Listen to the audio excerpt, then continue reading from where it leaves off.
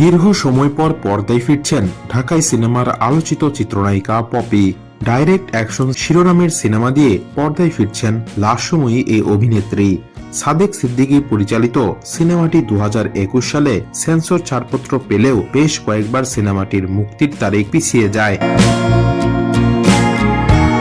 3 বছর পরে হলেও সিনেমাটি মুক্তির পরিকল্পনা করছেন সংশ্লিষ্টরা।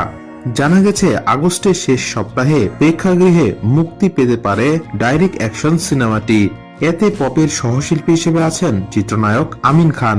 সিনেমাটির মুক্তি প্রসঙ্গে নির্মাতা বলেন, বেশ কয়েকবার চলচ্চিত্রটির মুক্তির পরিকল্পনা করলেও শেষ পর্যন্ত পেছাতে হয়েছিল। এবার আর পিছু হটছি না।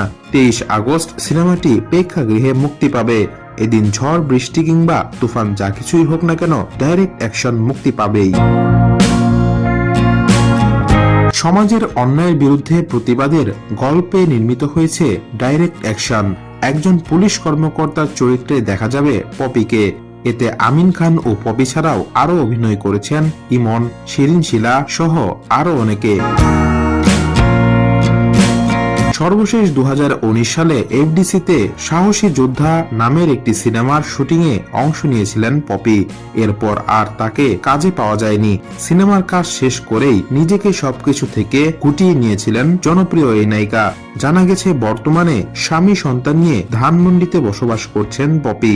দীর্ঘদিন আড়ালে থাকার কারণে আটকে আছে পপি অভিনীত ভালোবাসার প্রজাপতি ও কাঠগড়ায় শরৎচন্দ্র নামের দুটি সিনেমা।